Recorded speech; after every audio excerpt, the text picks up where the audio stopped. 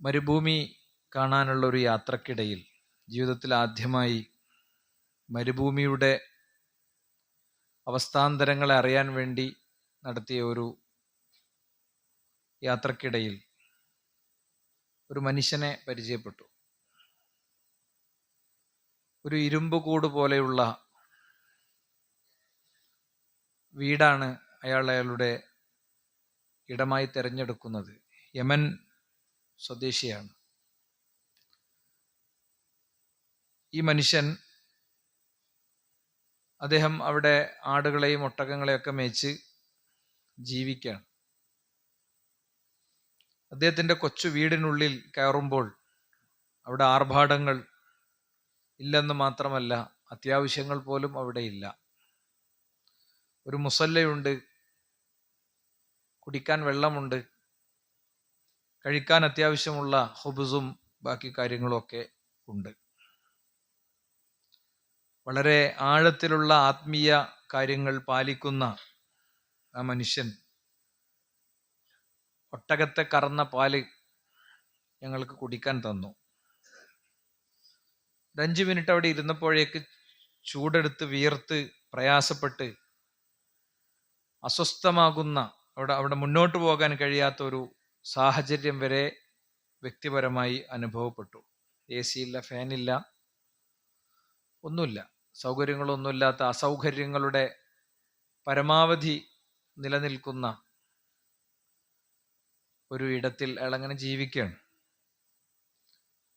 വർഷത്തിലൊരിക്കൽ അയാൾ നാട് പിടിക്കുന്നുണ്ട്. അദ്ദേഹത്തോട് ഇങ്ങനെ അദ്ദേഹത്തിന്റെ ലഹജയും അദ്ദേഹത്തിന്റെ ബാക്കി കാര്യങ്ങളൊന്നും നമുക്ക് വ്യക്തിപരമായി എനിക്ക് ചോദിക്കാവുന്ന അറബിയോ കാര്യമോ ആയിരുന്നില്ല. അപ്പോൾ എൻ്റെ കൂടെ ഉണ്ടായിരുന്ന സുഹൃത്തുക്കൾ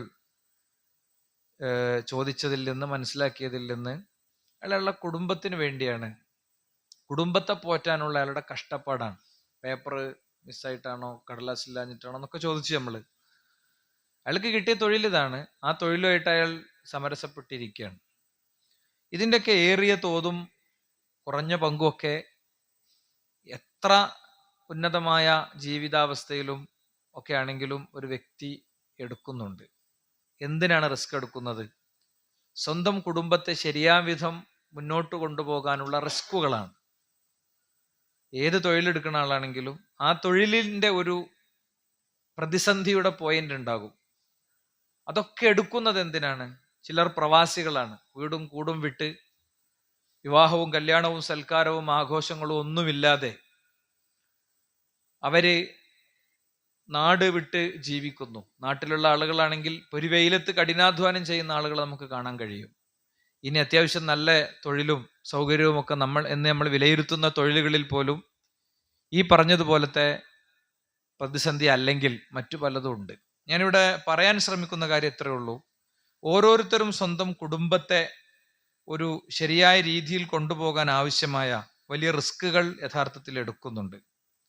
പക്ഷേ ഈ റിസ്കുകളിലെ മഹാഭൂരിപക്ഷ സമയവും അധ്വാനവും കുട്ടികളുടെ, കുടുംബത്തിൻ്റെ, ഭാര്യയുടെ, ഭർത്താവിൻ്റെ, മക്കളുടെ ഒക്കെ ദുന്യാവ് ശരിയാകാനുള്ള പണികൾക്ക് വേണ്ടിയാണ് നമ്മൾ കൊടുക്കുന്നത്. അവർക്ക് പാർപ്പിടം, അവർക്ക് ഭക്ഷണം, അവർക്ക് വസ്ത്രം, അവർക്ക് സന്തോഷം, അവർക്ക് ആശ്വാസം, അവർക്ക് ആഘോഷം. നമ്മളെ വീട്ടിലെ സ്ത്രീകളുടെ ഒക്കെ ഒരു അവസ്ഥ നിങ്ങൾ ആലോചിച്ച് നോക്ക്. പല പല അസുഖങ്ങളും പല പല വിഷമങ്ങളും പ്രയാസങ്ങളും ഒക്കെ അവർക്ക് ഉണ്ട്. നമ്മളിതിങ്ങനെ എന്നും കേൾക്കുന്നത് കൊണ്ട് പലപ്പോഴും നോർമലൈസ് ചെയ്യപ്പെട്ടു പോകുന്നു എന്നുള്ളതാണ് വസ്തുത. ഒരുപാട് വിഷമങ്ങളും പ്രയാസങ്ങളൊക്കെ അവർക്കുണ്ട്. ഈ വിഷമങ്ങൾക്കും പ്രയാസങ്ങൾക്കും എല്ലാം ഇടയിൽ നിന്ന് അവർ പിന്നെയും പിന്നെയും ജീവിക്കുന്നതും പിന്നെയും പിന്നെയും പരിശ്രമിക്കുന്നതും അതിശക്തമായി കഠിനാധ്വാനം ചെയ്യുന്നതും കുടുംബത്തെ മുന്നോട്ട് കൊണ്ടുപോകാനാണ്. ഈ കുടുംബത്തിന്റെ മുന്നോട്ട് പോക്കിനു വേണ്ടി പരിശ്രമിക്കുന്നവർ പലപ്പോഴും അവരുടെ സമയത്തിന്റെയും ഊർജത്തിന്റെയും പരിശ്രമത്തിന്റെയും സമ്പത്തിന്റെയും മഹാഭൂരിപക്ഷം ചെലവാക്കുന്നത്, അതാണ് ഞാൻ പറയണത്, അതെന്തിനാണ്? ദുന്യാവിന് വേണ്ടിയിട്ടാണ് അതിന്റെ മിക്ക അധ്വാനങ്ങളും പോകുന്നത്. അവിടെ സ്വന്തത്തെ പോലും മറക്കാണ്. സ്വന്തം ദുന്യാവ് മറക്കണവരുണ്ട്, പരലോകം മറക്കണവർ മഹാഭൂരിപക്ഷം ഉണ്ട്, അല്ലെ? നമ്മൾ ശരിക്ക് ഒരു ദിവസത്തെ എല്ലാ ഭക്ഷണവും ശരിക്കും ആശ്വാസപൂർവ്വം കഴിച്ച് ഭക്ഷണത്തിന്റെ, വിശ്രമത്തിന്റെ, ഉറക്കത്തിന്റെ എല്ലാ തത്വങ്ങളും പാലിച്ചല്ല ഒരാളും മുന്നോട്ട് പോണത്. അങ്ങനെയൊക്കെ പോണ ആളുകൾ തുലോം തുച്ഛമാണ് സമൂഹത്തിൽ. അപ്പൊ ദുന്യാവും പരലോകവും മറന്ന് കുടുംബത്തിന് വേണ്ടി അധ്വാനിക്കണം. ഖുർആൻ നമ്മളെ ഓർമ്മപ്പെടുത്തിയിട്ടുണ്ട്, യാ അയ്യുഹല്ലദീന ആമനു തഖുല്ലാഹ വൽ തൻദുർ നഫ്സും മാ ഖദ്ദമത് ലിഗദിൻ. നാളേക്ക് വേണ്ടി നിങ്ങൾ എന്ത് തയ്യാർ ചെയ്തു വെച്ചു എന്ന് ഓരോ വ്യക്തിയും ആലോചിക്കട്ടെ എന്നാണ്. ഒരു നിമിഷം നമ്മൾ നിശ്ചലരാകും. നമ്മൾ ശ്വസിക്കാനുള്ള ശ്വാസവായുവിന്റെ അളവ് തീരുമ്പോൾ, എവിടെ വെച്ചാണോ നിശ്ചയിക്കപ്പെട്ട ആ ശ്വാസവായുവിന്റെ അളവ് തീരുന്നത്, അവിടെ നമ്മൾ അവസാനിക്കും. പിന്നെ അവിടുന്ന് നമ്മുടെ പേര് മയ്യിത്ത് എന്നാണ്. അവിടെ മുതലുള്ള ജീവിതത്തിലേക്കുള്ള കാര്യങ്ങൾ നോക്കട്ടെ എന്നാണ്. അങ്ങനെ ഒരു ചിന്ത ഈ കഴിഞ്ഞ ഏത് ദിവസമായിരിക്കും എനിക്കും നിങ്ങൾക്കൊക്കെ വന്നിട്ടുണ്ടാകുക. എൻ്റെ ഖുതുബയുടെ കൂടെ വരുമ്പോൾ ഓരോരുത്തരും അവരവരെ കുറിച്ചൊന്ന് ആലോചിച്ച് നോക്കിയാൽ മതി. ഞാൻ മരിക്കും, മരിച്ചിട്ട് എൻ്റെ മയ്യിത്ത് എൻ്റെ വീടിൻ്റെ ഇന്നടുത്ത് വെക്കും, ആളുകൾ എന്നെ കണ്ടുപോകും. പിന്നെ കുറച്ച് ദിവസം കഴിയുമ്പോൾ എൻ്റെ കുടുംബവും ബാക്കിയുള്ളവരൊക്കെ എൻ്റെ വീട്ടിലെ ഇന്നാള് മരിച്ചപ്പോൾ ഞങ്ങൾക്കൊക്കെ ഉണ്ടായിരുന്നൊരു ദുഃഖത്തിന്റെ സമയമൊക്കെ ഉണ്ട്, വേദനയുടെ ഒരു സമയമൊക്കെ ഉണ്ട്. അതൊക്കെ കഴിഞ്ഞപ്പോൾ ഞങ്ങളൊക്കെ നോർമൽ ആയതുപോലെ എല്ലാവരും നോർമലാകും. അവര് വീണ്ടും കല്യാണ സദസ്സുകളിലും ആഘോഷങ്ങളിലും സന്തോഷങ്ങളിലും പുത്തനുടുപ്പുകളിലും ഒക്കെ എത്തിച്ചേരും.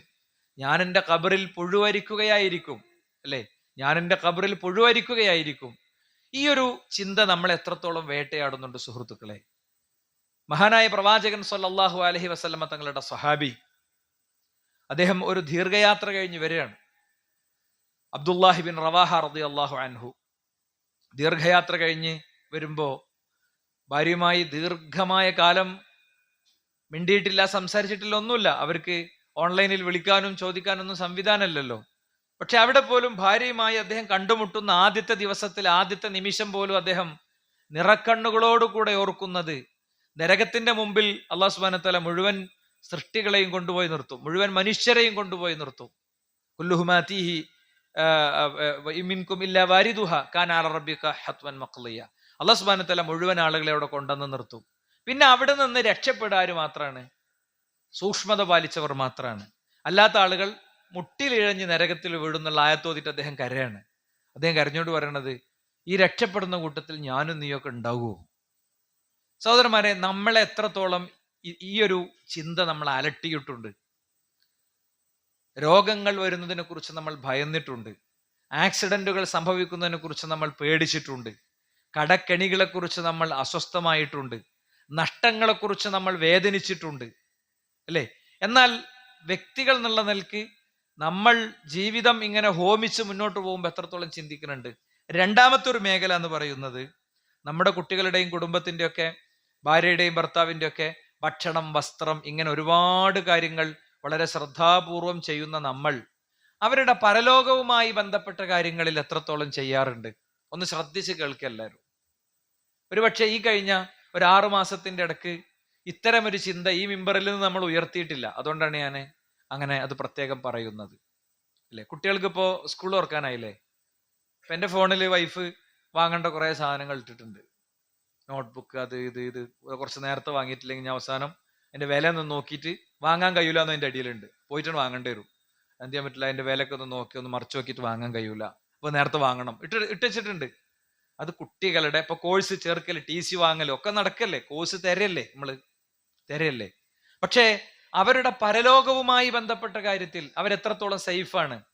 എൻ്റെ ഭാര്യ എവിടെയൊക്കെ മാറാനുണ്ട്, എൻ്റെ ഭർത്താവ് എന്തിലൊക്കെ എഡിറ്റ് ആകാനുണ്ട്, എന്നെ അദ്ദേഹം വിവാഹ പന്തലിൽ നിന്ന് ഉപ്പ കല്യാണം കഴിച്ചു കൊടുത്തപ്പോൾ കൈകൾ പിടിച്ച് അദ്ദേഹം കൊണ്ടുവന്ന വാഹനത്തിൽ കയറ്റിക്കൊണ്ടുവന്ന് അതുപോലെ ഉദ്ഖുലുൽ ജന്നത അൻതും വഅസ്വാജുകും തുഹ്ബറൂൻ, നിങ്ങളും നിങ്ങളുടെ ഇണകളും സന്തോഷത്തോടെ സ്വർഗത്തിലേക്ക് പോയിക്കോളൂ എന്ന് പറയുമ്പോൾ കൂടെ പോരാൻ മൂപ്പരുണ്ടാകുമോ?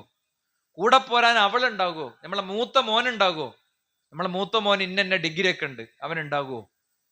ഇത് ഒരു വ്യക്തിക്ക് ഫറലായി പടച്ചോനെ ഏൽപ്പിച്ച ഉത്തരവാദിത്തമാണ്. കുട്ടികളെ ഭക്ഷണം നോക്കുന്നതിലേറെ, വസ്ത്രം നോക്കുന്നതിലേറെ, വീടിന്റെ കാര്യം നോക്കുന്നതിലേറെ, ഉപ്പാന്റെ മരുന്നിന്റെ കാര്യം നോക്കുന്നതിലേറെ, ഉപ്പാന്റെ ബാക്കി കാര്യങ്ങൾ നോക്കുന്നതിലേറെ പ്രധാനത്തോടെ ഏൽപ്പിച്ചതാണ് എന്ത്? ഉപ്പാന്റെ ദീനിന്റെ കാര്യം നോക്കണം, ഉമ്മാന്റെ ദീനിന്റെ കാര്യം നോക്കണം, ഭാര്യന്റെ, ഭർത്താവിന്റെ, മക്കളുടെ, അനിയന്റെ, ജേട്ടന്റെ, സുഹൃത്തിന്റെ, സമൂഹത്തിന്റെ ഒക്കെ എല്ലാവരുടെയും ഇത്തരം കാര്യങ്ങളിൽ നമ്മൾ ശ്രദ്ധാലുക്കളാകണം. ഒരുപക്ഷെ നമുക്കൊക്കെ അറിയണ ആയത്താണ്, ആദ്യമായിട്ട് കേൾക്കണ ആയത്തൊന്നുമല്ല. പക്ഷെ ആയത്തുകൾ നിരന്തരം കേൾക്കുന്നതിനിടക്ക് അതിന്റെ തീവ്രതയും അതിന്റെ ശക്തിയും അത് ഹൃദയത്തോടെ നടത്തുന്ന അതിശക്തമായ സംവാദവും സ്നേഹ സംഭാഷണവും നമുക്ക് എവിടെയോ കൊഴിഞ്ഞു പോകുന്നുണ്ട്. യാ അയ്യുഹല്ലദീന ആമനൂ ഖു അൻഫുസകും വഅഹ്ലീകും നാറാ വഖൂദുഹാ അന്നാസു വൽ ഹിജാറ അലൈഹാ മലായികത്തുൻ ഗിലാദുൻ ശിദാദ് ലാ യഅസൂനല്ലാഹ മാ അമറഹും വയഫ്അലൂന മാ യുഅ്മറൂൻ. യാ അയ്യുഹല്ലദീന ആമനൂ, സത്യവിശ്വാസികളെ, ഖൂ അൻഫുസകും വഅഹ്ലീകും നാറ, നിങ്ങൾ നിങ്ങളെയും നിങ്ങളുടെ അഹ്ലിനെയും നരകത്തിൽ നിന്ന് കാത്തോളണം. നിങ്ങൾ നാളേക്ക് വേണ്ടി എന്ത് ചെയ്തു എന്ന് ചിന്തിക്കണം എന്ന് ആദ്യം പറഞ്ഞു. അതേ ഗൗരവത്തിൽ പറയാണ്, നിങ്ങളെ കുടുംബത്തിന്റെയും കുട്ടികളെയും മക്കളെയും ഒക്കെ കാര്യങ്ങൾ നോക്കണം.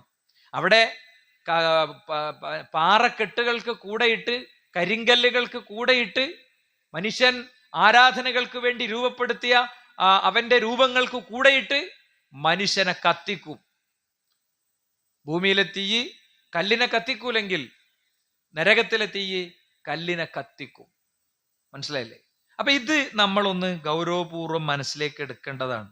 അതുകൊണ്ട് തന്നെ അമ്പിയാക്കളെ നമ്മൾ എടുക്കുമ്പോൾ നമുക്ക് കാണാൻ പറ്റും, ഇസ്മായിൽ അലൈഹി ഇസ്ലാമിനെ കുറിച്ച് പറയുന്നിടത്ത് നമുക്ക് കാണാം, വകാന യഅ്മുറു അഹ്ലഹു ബിസ്സലാത്തി വസ്സകാത്തി വകാന ഇൻദ റബ്ബിഹി മർദിയ്യ.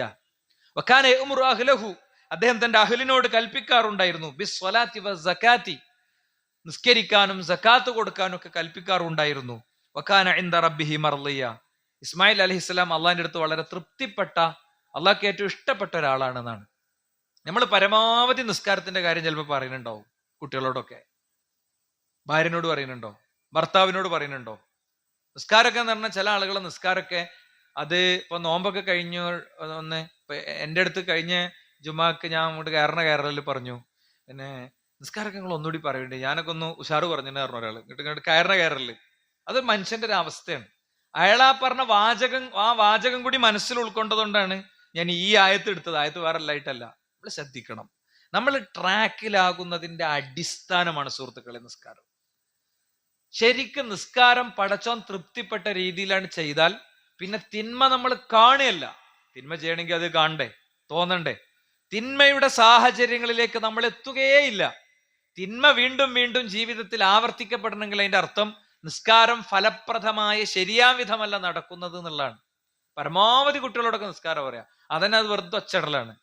പ്രായോഗികമായി കൂടെ നിർത്തി ചേർത്ത് നിർത്തി നിർവഹിക്കണതല്ല. ഇന്നിപ്പോ നമ്മളെ മക്കള് ജുമാക്ക് പള്ളിയിൽ എത്തിയിട്ടുണ്ടാവോ? ഒന്ന് ആലോചിച്ചോ കാണി. ജുമാക്ക് പള്ളിയിൽ എത്തിയിട്ടുണ്ടാവോ? ഇന്നൊരു സുബഹി നിസ്കരിച്ചിട്ടുണ്ടാവോ? എത്ര ആൾക്കാർ ഇന്ന് കുട്ടി സുബഹി നിസ്കരിച്ചോന്ന്?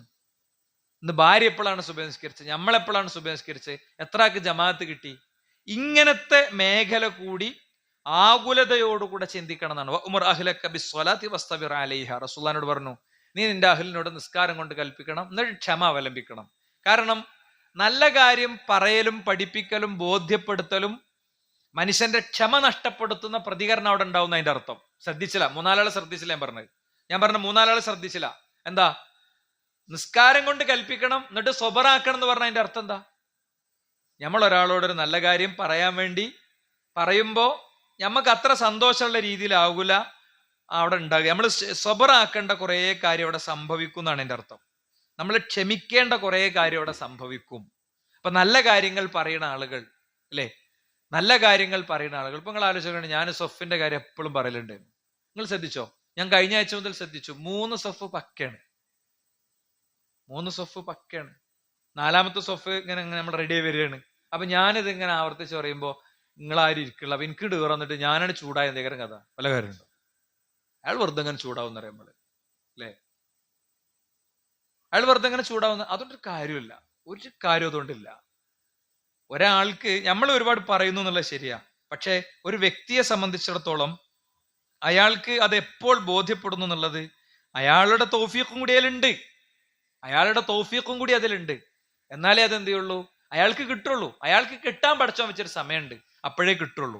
അതുകൊണ്ട് ഞാനിവിടെ ആദ്യം പറഞ്ഞു നിർത്തുന്ന പോയിന്റ്, നമ്മൾ ഏറ്റവും ലാസ്റ്റ് വന്നൊരു 8 ആളുകളുണ്ട്, അവർക്ക് വേണ്ടി ഒന്നുകൂടി ഞാൻ ആവർത്തിക്കുകയാണ്. അതെന്താ?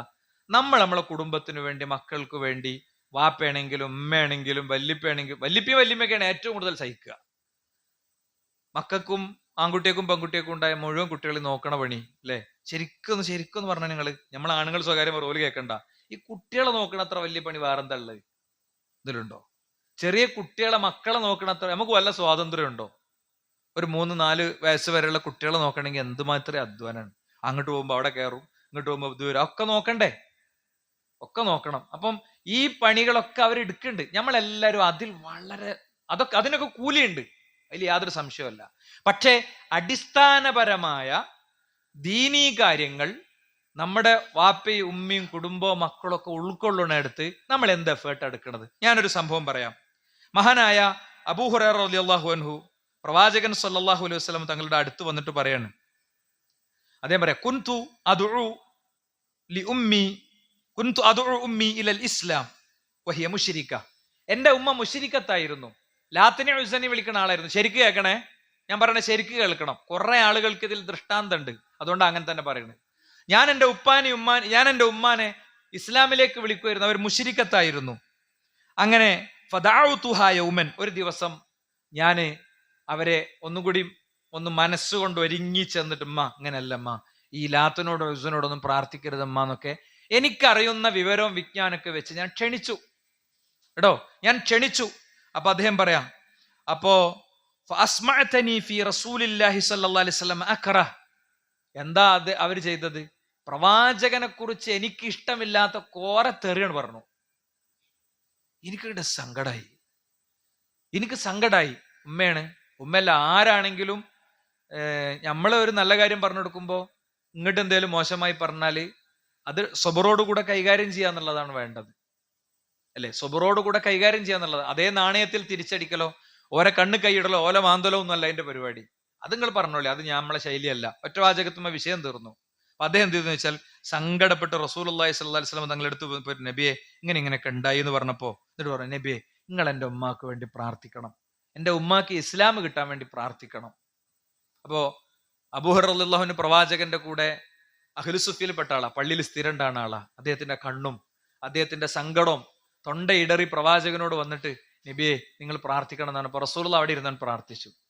പിന്നെ അദ്ദേഹം പറയാം, ഞാൻ വളരെ പ്രതീക്ഷയോടുകൂടെ, നബി പ്രാർത്ഥിച്ചതല്ലേ, ഉമ്മാക്ക് എന്തെങ്കിലുമൊക്കെ മാറ്റം ഉണ്ടായിട്ടുണ്ടാകും എന്നുള്ള പ്രതീക്ഷയോടുകൂടെ ഞാൻ ചെന്നപ്പോ ഒളു എടുക്കാൻ വേണ്ടിയിട്ട് ഒളു എടുക്കണ പിന്നെ സമയത്ത് കയ്യും കാലൊക്കെ കഴുകുമ്പോ വെള്ളത്തിനുണ്ടാവേണ്ട ഒരു ഒച്ചല്ലേ, ആ ഒച്ച പോലെ എനിക്ക് ഇങ്ങനെ തോന്നി.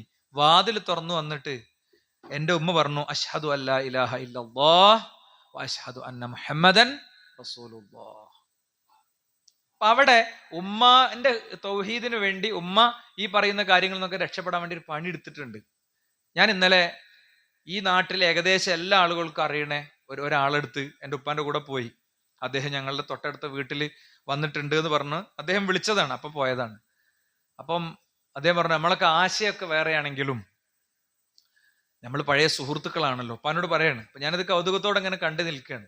അപ്പൊ പോരല് അദ്ദേഹത്തിന് ചെവി കേൾക്കൂല, ചെവി വളരെ പതുക്കിയാണ്, നല്ല ഉറക്കനെ പറയണം, ബാക്കിയൊക്കെ ഓക്കെയാണ്. 2-3 വർഷം അള്ളാഹു അദ്ദേഹത്തിന്റെ രോഗത്തിൽ ആശ്വാസം കൊടുക്കട്ടെ, ദുആ കൊണ്ട് വസിയത്ത് ചെയ്തിരുന്നു അദ്ദേഹം എന്നോട്. അപ്പൊ ഞാൻ അദ്ദേഹത്തിന്റെ കൈ പിടിച്ചിട്ട് നമ്മൾ ഒരു രോഗിയെ സന്ദർശിക്കുമ്പോ നടത്തുന്ന ദുആ ഉണ്ടല്ലോ, ആ ദുആ ഞാൻ അങ്ങനെ ചൊല്ലി കേട്ടോ, അല്ലാഹുമ്മ ശ്ഫി അൻത ഷാഫി ലാ ശിഫാ ഇല്ലാ ശിഫാഉക് ശിഫാഅൻ ലാ യുഗാദിറു സഖമ ലാ ബഅസ് തഹൂറുൻ ഇൻഷാ അല്ലാഹ്. അങ്ങനെ കുറെ ദുആ ഉണ്ട്. ഞങ്ങൾ ചൊല്ലിയപ്പോ അദ്ദേഹത്തിന്റെ ഒരു ഇത്തിരി അത്ഭുതവും കൗതുകമൊക്കെ ആയി. എന്താ അത്ഭുതവും കൗതുകവും? അപ്പൊ ഞമ്മക്ക് ദുആ ഉണ്ടോന്ന് ചോദിച്ചു എന്നോട്. അപ്പൊ നിങ്ങൾ ആലോചിച്ച് നോക്ക്, എത്രയോ വർഷം, 85 വയസ്സ് 2 മാസമായി എന്നാണ് അദ്ദേഹം പറഞ്ഞു. 85 വയസ്സും 2 മാസവും ഈ നാട്ടിൽ ജീവിച്ചിട്ട് അദ്ദേഹത്തിന് നമുക്ക് ദിക്റില്ല ദുആ ഇല്ല എന്നാണ് അദ്ദേഹം വിശ്വസിക്കുന്നത്. ദിക്റില്ല ദുആ ഇല്ല എന്നാണ്. കൂട്ടായിട്ട് പ്രാർത്ഥിക്കോ, ഒറ്റക്ക് പ്രാർത്ഥിക്കോ, ഒറ്റക്ക് എങ്ങനെയാണെങ്കിലും എനിക്ക് വേണ്ടി പ്രാർത്ഥിക്കണം എന്നാണ് അദ്ദേഹം. മനസ്സിലായില്ലേ? അപ്പൊ ഞാൻ പറയണത് എന്താണെന്ന് വെച്ച് കഴിഞ്ഞാൽ, പ്രായമായ മാതാപിതാക്കള്, ബന്ധുക്കള്, കുടുംബങ്ങള്, ഇവരൊക്കെ സഹോദരന്മാരെ പലപ്പോഴും ഉള്ളൊരു സ്പേസ് ഏതാ? അവരെ കയ്യിൽ 333 ഗേടുണ്ടാവും, അവര് പല താജു സലാത്തും പല ദിക്റും ചൊല്ലനുണ്ടാവും. നമ്മൾ അവരെ കറക്റ്റ് ഡോക്ടർ കാണിക്കും, വേണ്ടതൊക്കെ ചെയ്തു കൊടുക്കും. പക്ഷെ നമ്മൾ പറയില്ല, അല്ലേ? നമ്മൾ പറയില്ല. ഞങ്ങൾക്ക് പറഞ്ഞുതരാം, റസൂലുള്ളാഹി പ്രാർത്ഥിച്ചപ്പോ വീട്ടിൽ തിരിച്ചെത്തിയപ്പോഴേക്ക് ഇസ്ലാം സ്വീകരിച്ച ഉമ്മാന്റെ കഥ നമ്മൾ പഠിച്ചു. എന്നാൽ അബൂ ത്വാലിബിന്റെ ചരിത്രം ആവർത്തിച്ച് നമ്മൾ കേട്ടിട്ടുണ്ട്. അബൂ ത്വാലിബ് ആരാണ്? അബൂ ത്വാലിബിനെ പോലെ ലോകത്ത് ഇസ്ലാമിക് അള്ളാഹുവിന്റെ റസൂലിനെ സപ്പോർട്ട് ചെയ്ത ആരാള്? അബൂ ത്വാലിബ് മരിക്കണത് വരെ പ്രവാചകനെ തൊടാൻ കാഫറുകൾക്ക് പറ്റിയിട്ടില്ല. അതുകൊണ്ടാണ് അവർ ബഹിഷ്കരിച്ചത്. അപ്പോഴാണ് 2-3 വർഷം പ്രവാചകൻ ആ മലയടിവാരത്തിൽ പോയി താമസിച്ചത്. അപ്പൊ ആ മലയടിവാരത്തിലും പോയി. വയസ്സായ ഖുറൈശികളുടെ കൂട്ടത്തിലെ കാരണവര് ചുട്ടുപൊള്ളുന്ന പകലിലും തണുത്തുറയുന്ന രാവുകളിലും പ്രവാചകന്റെ കൂടെ നിന്നു, ഒക്കെ ചെയ്തു. പക്ഷേ മരണത്തിന്റെ സമയത്ത് റസൂലുള്ളാഹി ചെല്ലുന്നുണ്ട്, ചെന്നിട്ട് പറയുന്നുണ്ട്, ഐ അമ്മി ഖുൽ ലാ ഇലാഹ ഇല്ലല്ലാഹ്, എന്റെ പ്രിയപ്പെട്ട പിതൃവ്യ, നിങ്ങളൊന്ന് ലാ ഇലാഹ ഇല്ലല്ലാഹ് പറയൂ. കലിമത്തുൻ ഉഹാജു ലക ബിഹാ ഇൻദല്ലാഹ്. ഈ അവസാന സമയത്ത് നിങ്ങൾ ഇസ്ലാം സ്വീകരിച്ചതുകൊണ്ട് ഈ ഗറഗറത്തിന്റെ അവസ്ഥയ്ക്ക് എത്തിയിട്ട്, മരണം തൊണ്ടക്കുഴിയിലെത്തിയിട്ട് ഇസ്ലാം സ്വീകരിച്ചുകൊണ്ട് ആ ഇസ്ലാം കിട്ടുമോ എന്ന് പ്രവാചകന് സംശയമുള്ളതുകൊണ്ടും കൂടിയാണ് അങ്ങനെ പറയുന്നത്. നിങ്ങൾ ലാ ഇലാഹ ഇല്ലല്ലാഹ് എന്ന് പറഞ്ഞാൽ എനിക്ക് പടച്ചോന്റെ അടുത്ത് നിങ്ങൾക്ക് വേണ്ടി വാദിച്ചു നോക്കാമല്ലോ. അപ്പൊ അപ്പുറത്ത് എല്ലാവരും ഉണ്ട്, അബൂജഹലും ബാക്കിയുള്ളവരൊക്കെ ഉണ്ട്. അബൂജഹൽ പറഞ്ഞു, തർഗബു അൻ മില്ലത്തി അബ്ദുൽ മുത്തലിബ്, അബ്ദുൽ മുത്തലിബിന്റെ മാർഗമൊക്കെ ഒഴിവാക്കി പോവുകയാണോ? അങ്ങനെയാണ് ധരിപ്പിച്ച് നിർത്തിയ ആളുകളൊക്കെ. നമ്മൾ എന്ന ആള് മഹാപണ്ഡിതൻ, മറ്റേ ആള് ഇന്ന ആള്, അയാൾ ഇങ്ങനത്തെ ആള് അങ്ങനത്തെ ആള്, അവരൊക്കെ വഴിയല്ലത്. ഓരൊക്കെ എന്ന് പറഞ്ഞാൽ ഓലൊക്കെ അങ്ങനെ ഒറ്റ പ്രാർത്ഥന നടത്തിയ മഴ പെയ്യുമായിരുന്നു അല്ലേ? ഇങ്ങനെയൊക്കെയാണ് പറഞ്ഞു കുറെ ഉണ്ടാക്കിയ കഥ ഉണ്ടാവും. കുറച്ച് ജീവിതത്തിൽ നല്ല സൂക്ഷ്മത ഉണ്ടാവും. ചിലപ്പോൾ കറാഹത്ത് പോലും ചെയ്യുന്നുണ്ടാവില്ല, ഒക്കെ ശരി തന്നെയായിരിക്കും. പക്ഷെ വിശ്വാസത്തിന് പ്രശ്നം ഉണ്ടാവും. കറാഹത്തൊന്നും ചെയ്യുന്നുണ്ടാവില്ല, പക്ഷേ ശിർക്ക് ചെയ്യുന്നുണ്ടാവും. ശിർക്ക് ചെയ്യുന്ന ആള് പിന്നെ കറാഹത്തി അത് ജീവിച്ചിട്ട് എന്താ കാര്യം? അങ്ങനത്തെ മഹാവ്യക്തികളെ കുറിച്ച് ഇങ്ങനെ പറഞ്ഞ് അവതരിപ്പിച്ച് അതിന്റെ കൂടെ കഥകൾ വെച്ച് പൊടിപ്പും തൊങ്ങലും വെച്ച് പറയുമ്പോൾ അതിൽ കുടുങ്ങി ജീവിക്കുകയാണ്. ആ കെണിയിൽ ആര് പെട്ടു? അബൂ ത്വാലിബ് പെട്ടു. അബൂജഹലിനെ ഒന്നിങ്ങനെ നോക്കി, നബിനെ ഇങ്ങനെ നോക്കിയിട്ട്, അലാ മില്ലത്തി അബ്ദുൽ മുത്തലിബ് ഖലാസ്, അബ്ദുൽ മുത്തലിബിന്റെ മാർഗത്തിൽ ഞാൻ മരിച്ചു എന്ന് പറഞ്ഞു. എന്താ ഉണ്ടായത്? അള്ളാഹുവിന്റെ റസൂൽ മുറ്റത്തേക്ക് ഇറങ്ങി പൊട്ടിക്കരഞ്ഞു. അപ്പോഴാണ് മലക്ക് ജിബ്രീൽ അലൈഹിസ്സലാം അള്ളാഹുവിന്റെ റസൂലിന്റെ അടുത്ത് വരുന്നത്. എന്നിട്ട് പറയുന്നത്, ഇന്നക ലാ തഹ്ദീ മൻ അഹ്ബബ്ത വലാകിൻ അല്ലാഹു യഹ്ദീ മൻ യശാ. മാത്രമല്ല അള്ളാഹുവിന്റെ റസൂലിനെ അപ്പറങ്ങിയ വേറൊരു ആയത്തുണ്ട്. എന്താ? മാ കാന ലിന്നബിയ്യി വല്ലദീന ആമനു യസ്തഗ്ഫിറൂ ലിൽ മുശ്രിക്കീൻ. മുശ്രിക്കുകൾക്ക് വേണ്ടി ഇസ്തിഗ്ഫാർ നടത്താൻ ഒരു നബിക്കും അള്ളാഹു അനുവാദം കൊടുത്തിട്ടില്ല എന്നുള്ള ആയത്തും ആ അവസരത്തിലാണ് ഇറങ്ങുന്നത്. ഇനി ഇത്രയും ഇസ്ലാമിനെ സേവിച്ച അബൂ ത്വാലിബിന് കിട്ടിയത് എന്താ? അബൂ ത്വാലിബിന് കിട്ടുന്നത് ഇബ്നു അബ്ബാസ് റളിയല്ലാഹു അൻഹു ഉദ്ധരിക്കുന്ന ഹദീസിൽ, ഇമാം മുസ്ലിം ഉദ്ധരിച്ച ഹദീസിൽ കാണാം, അഹ്വനു അഹ്ലിൻ നാരി അദാബൻ, നരകത്തിൽ ഏറ്റവും ചെറിയ ശിക്ഷ കിട്ടുന്നത് ആർക്കാണ്? അബൂ ത്വാലിബിനാണ്. വഹുവ മുൻതഇലുൻ ബിലഅലൈനി മിൻ നാരിൻ യുഗ്ലാ മിൻഹാ ദിമാഖുഹു. എന്താ? അദ്ദേഹത്തിന് 2 തീയിന്റെ ചെരുപ്പ് കൊടുക്കും. ആ തീയിന്റെ ചെരുപ്പ് അദ്ദേഹത്തിന്റെ തലങ്ങനെ പൊട്ടിത്തെറിച്ചുകൊണ്ടിരിക്കും. അത് എന്തെങ്കിലും അവസാനിക്കോ? ഇല്ല. നരകത്തിൽ നിന്ന് ചിലരെ, തൗഹീദുള്ളവരെ, പ്രാർത്ഥനയും ഇബാദത്തും റബ്ബിന് മാത്രം കൊടുത്തവരെ, അത് ചെറിയ കാര്യമൊന്നുമല്ല. ചില ആളുകൾക്ക് അത് അങ്ങനെ തലയിൽ കയറിയിട്ടുണ്ടാവില്ല. തൗഹീദിന്റെ അസ്ലുള്ളവരെ, റബ്ബിന് അവകാശപ്പെട്ടത് റബ്ബിന് മാത്രം കൊടുത്തവരെ അള്ളാഹു എന്ത് ചെയ്യും? ബാക്കി കുറ്റങ്ങളുടെ ശിക്ഷാകാലാവധി കഴിയുമ്പോൾ നരകത്തിൽ നിന്ന് മോചിപ്പിക്കുന്നതാണ്. ഒരു സെക്കൻഡ് പോലും നരകം സഹിക്കാൻ പറ്റില്ല എന്നുള്ളത് വേറെ കാര്യം. എന്നാൽ പോലും നരകത്തിൽ നിന്ന് മോചിപ്പിക്കപ്പെടുന്നവരുണ്ട്. എന്നാൽ അബൂ ത്വാലിബ് മോചിപ്പിക്കപ്പെടുമോ? ഇസ്ലാമിന്റെ അസ്ല ഞാൻ പറഞ്ഞത്, നമ്മൾ ആഗ്രഹമല്ല. ഇസ്ലാമിന്റെ അസ്ൽ പ്രകാരം അബൂ ത്വാലിബ് നരകത്തൊന്നും ഒരിക്കലും രക്ഷപ്പെടൂല. എന്താ കാരണം? അദ്ദേഹം ശിർക്ക് ചെയ്തു. വെള്ളടിച്ചതല്ല, ചീട്ട് കളിച്ചതല്ല. അതൊക്കെ പടച്ചോൻ ഒരുപക്ഷെ ഈ വ്യക്തി ഇസ്തിഗ്ഫാർ ചെയ്തിട്ടില്ലെങ്കിൽ പോലും, ചെറിയ കുറ്റല്ല. മദ്യപിച്ചാൽ ഭൂമിയിൽ നിന്ന് ശിക്ഷയുണ്ട്, ചാട്ടവാറടിയുണ്ട്, പരലോകത്ത് നിന്ന് ശിക്ഷയുണ്ട്. വ്യഭിചരിച്ചാൽ ഭൂമിയിൽ നിന്ന് ശിക്ഷയുണ്ട്, പരലോകത്ത് നിന്ന് ശിക്ഷയുണ്ട്. ഭൂമിയിലത്തെ ശിക്ഷക്ക് വ്യഭിചാരത്തിന്റെ ഒക്കെ എന്താ? വിവാഹിതനാണെങ്കിൽ ആൾക്കൂട്ടത്തിന്റെ മധ്യത്തിൽ എറിഞ്ഞു കൊല്ലണമെന്ന, മനുഷ്യന്മാരൊക്കെ കൂടെ നേരെ നിന്നിട്ട് എറിഞ്ഞു കൊല്ലണമെന്ന ഒരു കാരുണ്യം ഞങ്ങൾക്ക് തോന്നണ്ടെന്നാണ് ഖുറാന്റെ പ്രയോഗം. പക്ഷെ അതൊക്കെ റബ്ബ് പുറത്തു കൊടുക്കും. ഇത് അള്ളാഹു പുറത്തു കൊടുക്കണതല്ല എന്നാണ്. അപ്പൊ ഞാനിവിടെ പറയാൻ ശ്രമിച്ചത്, ഇങ്ങനെയുള്ള ചില തിരിച്ചറിവുകൾ കുടുംബത്തിന് കൊടുക്കുന്നിടത്ത് എന്ത് അധ്വാനമാണ് നമ്മൾ നടത്തിയിട്ടുള്ളത്? അവരിലേക്ക് ഈ മെസ്സേജ് എത്തിക്കാൻ എന്ത് കാര്യമാണ് നമ്മൾ ചെയ്തിട്ടുള്ളത്? സ്വർഗത്തിന്റെ കാര്യത്തിലും നരകത്തിന്റെ കാര്യത്തിലും ഒരു ഓഫറും റസൂലുള്ളാഹി ആർക്കും കൊടുത്തിട്ടില്ല. നിങ്ങൾ നോക്ക്, ഖുറൈശികൾ എങ്ങനെ വിളിക്കാണ് അല്ലേ? ഖുറൈശികൾ എങ്ങനെ വിളിക്കാണ്? യാ മഅ്ശറ ഖുറൈശ് ഇശ്തറൂ അൻഫുസകും മിനല്ലാഹ് ലാ ഉഗ്നി അൻകും മിനല്ലാഹി ശൈആ. മൊത്തം ഖുറൈശികളെ വിളിച്ചു. ഖുറൈശികളെ, നിങ്ങളെ കാര്യങ്ങൾ നോക്കണം. ഞാൻ നിങ്ങളെ കൂട്ടത്തിൽ നബി ആയിട്ടുള്ളതുകൊണ്ട് രക്ഷപ്പെട്ടു പോകും നിങ്ങൾ വിചാരിക്കരുത്. ഞാൻ നിങ്ങളെ കൂട്ടത്തിൽ നബി ആയിട്ടുള്ളതുകൊണ്ട് ഞാൻ നിങ്ങളെ പരലോകത്തുനിന്ന് രക്ഷപ്പെടുത്തുമെന്ന് നിങ്ങൾ വിചാരിക്കരുത്. എന്നിട്ട് യാ ബനി അബ്ദു മനാഫ്, ഖുറൈശികളിൽപ്പെട്ട ഒരു പിതാമഹനാണ്. ആ അബ്ദു മനാഫിന്റെ സന്തതി പരമ്പരയിൽപ്പെട്ടവരെ, ഇസ്തറു അൻഫുസകും മിനല്ലാഹ് ലാ ഉഗ്നി അൻകും മിനല്ലാഹി ശൈആ. യാ അബ്ബാസ് ബിൻ അബ്ദുൽ മുത്തലിബ്.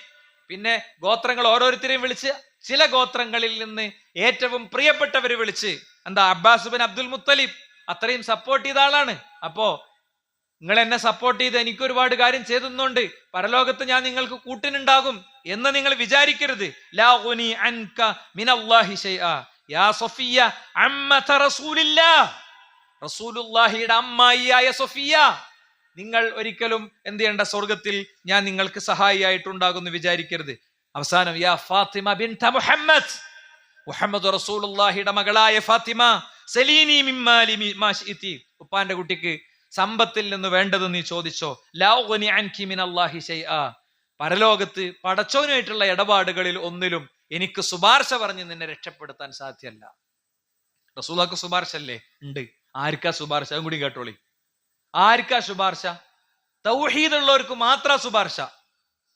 തൗഹീദുള്ളവർക്ക് മാത്ര ശുപാർശ. ലാ യുശ്രികു ബില്ലാഹി ശൈആ, അല്ലാഹുവിൽ പങ്കു ചേർക്കാത്തവർക്ക് മാത്രമാണ് ശുപാർശ.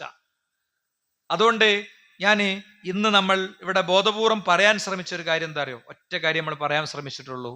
നമ്മളെ കുട്ടികളുടെയും കുടുംബത്തിന്റെയും മക്കളുടെയും ഒക്കെ അവരുടെ എല്ലാ കാര്യങ്ങളും വളരെ ശ്രദ്ധിക്കുമ്പോഴും അവരുടെ വിശ്വാസത്തിലെ നിലപാട് എന്താണ്, അവരുടെ അനുഷ്ഠാനങ്ങൾ എങ്ങനെയാണ്, അവരുടെ രീതികൾ എന്താണ്, ഇതിലൊന്നും പലപ്പോഴും നമ്മൾ കൺസേൺ അല്ല.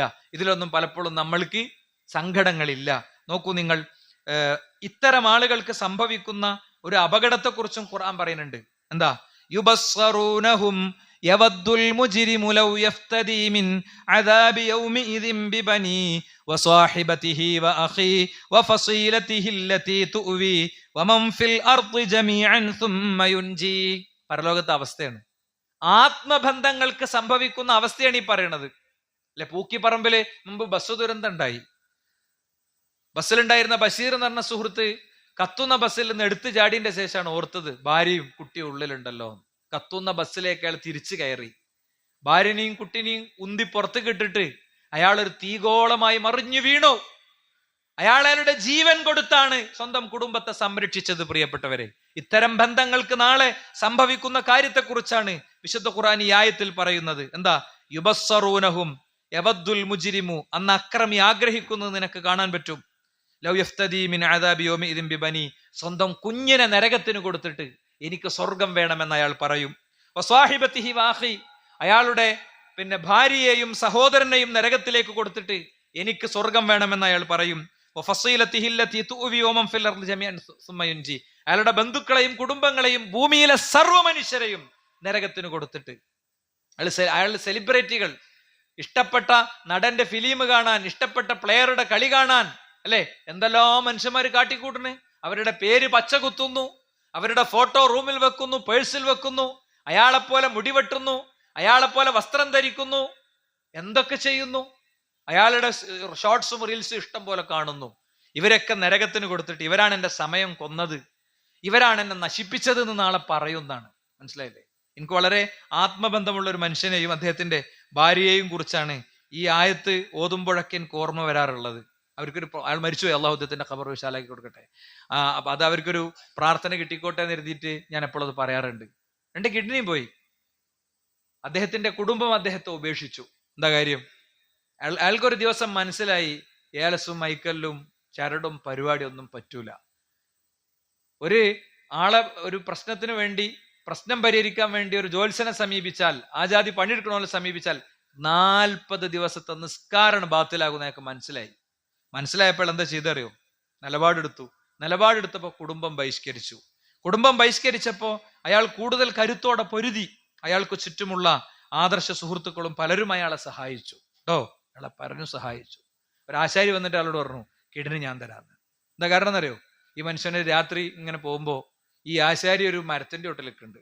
അപ്പൊ ആ നൃത്തം, അയാൾ നല്ല പാലിയേറ്റീവ് രംഗത്തൊക്കെ വളരെ പ്രവർത്തിച്ച ഒരു മനുഷ്യനാണ്. മനുഷ്യന്മാരെ സങ്കടങ്ങളുടെ കണ്ണീർ തുടക്കുന്ന ആളാണ്. അപ്പോ ആ നൃത്തം അത്ര ശരിയല്ലെന്ന് തോന്നിയപ്പോ വണ്ടിയിൽ കയറ്റി കൊണ്ടുവന്നിട്ട് കാര്യം ചോദിച്ചോ പറഞ്ഞു, മടുത്തു, ഞാനുണ്ട് അവസാനിപ്പിക്കാൻ പോകുന്നതാണ്. ഇത് അയാളുടെ ഭാര്യനോട് വരെ പങ്കുവെച്ചിട്ടില്ല. ഇയാള് രോഗിയായി കിടക്കുമ്പോ വന്നിട്ട് പറയണേ, ഞാൻ കൊടുക്ക മൂപ്പർക്ക് കിഡ്നി. അപ്പൊ ഭാര്യ കാരണം ചോദിച്ചു, എന്തിപ്പോ മൂപ്പര് വരാൻ കാരണം? അപ്പോഴാണ് ഭാര്യനോട് പറഞ്ഞു കൊടുക്കണത്. അപ്പൊ അതിന്റെ ഒരു നന്ദിയായിരിക്കും, നമുക്ക് പടച്ചോൻ വേറെ തന്നോളൂ കേട്ടോ. ഇങ്ങനെ ഈ രോഗാവസ്ഥയിൽ കിടക്കുമ്പോ ഇദ്ദേഹത്തിന്റെ കൂടെ അഡ്മിറ്റ് ചെയ്യപ്പെട്ട 3 ആളുകൾ, ആദ്യത്തെ ആളുടെ പറഞ്ഞ കല്യാണം കഴിഞ്ഞിട്ട് 6 മാസമേ ആയിട്ടുള്ളൂ, കിഡ്നി പോയി എന്ന് കണ്ടപ്പോൾ ഭാര്യന്റെ കുടുംബക്കാരെന്ത് ചെയ്തു, ബോധപൂർവ്വം ഡിവോഴ്സ് വാങ്ങിയിട്ട് കൊണ്ടുപോയി കേട്ടോ. ആ കുട്ടിക്ക് പോകാൻ മനസ്സുണ്ടായിട്ടില്ല, പക്ഷെ അവള് പോയി. അയാൾ കുറഞ്ഞ ദിവസം കൊണ്ട് മരണപ്പെട്ടു പോയി. രണ്ടാമത് അയാളുടെ കൂടെ കിടന്നിരുന്ന ആള്, അയാളുടെ ഭാര്യ, മൂപ്പേർക്ക് ഇനി റീപ്രൊഡക്ഷൻ കപ്പാസിറ്റി ഉണ്ടാവില്ല, ലൈംഗിക ജീവിതത്തിൽ ഒന്നും ചെയ്യാനാവുകയില്ല എന്നൊക്കെ ഡോക്ടർ പറഞ്ഞപ്പോ ഒരു തമയന്റെ കൂടെ പോയി.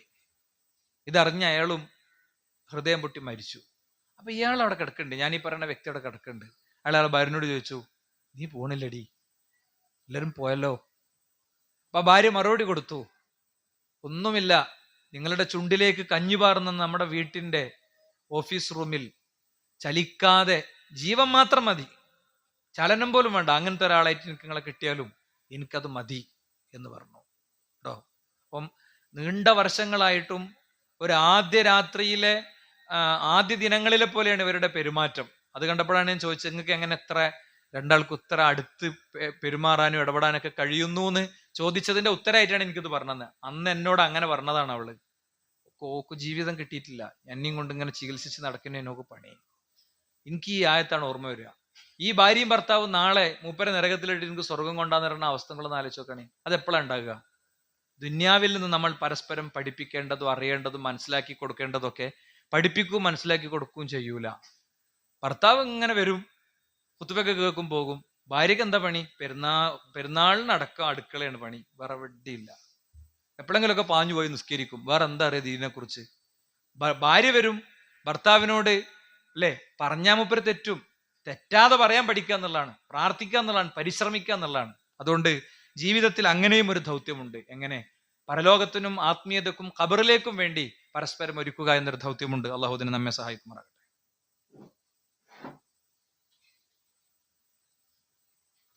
അൽഹംദുലില്ലാഹി വസ്സലാത്തു വസ്സലാമു അലാ റസൂലില്ലാഹി വഅലാ ആലിഹി വസഹ്ബിഹി അജ്മഈൻ. അമ്മാ ബഅദ്. സൃഷ്ടാവും സംരക്ഷകമായ റബ്ബിനെ ജീവിതത്തിന്റെ എല്ലാ മേഖലയിലും സൂക്ഷിക്കണേ എന്ന് ഒരിക്കൽ കൂടി ഉണർത്തുകയാണ്, ഉത്ബോധിപ്പിക്കുകയാണ്. നമ്മൾ ഓതിയിരുന്ന ആയത്ത് യാക്കൂബ് അലൈഹിസ്സലാം മരണാസന്നനായപ്പോൾ മക്കളോട് ചോദിച്ച ചോദ്യമാണ്, നിങ്ങൾ എനിക്കു ശേഷം മക്കളെ ആരെയാണ് ആരാധിക്കുക? അവർ പറഞ്ഞു, ഇലാഹക്ക, നിങ്ങളെ ഞങ്ങൾക്ക് പരിചയപ്പെടുത്തി തന്ന പടച്ചോനല്ലേ, ആ പടച്ചോനെ.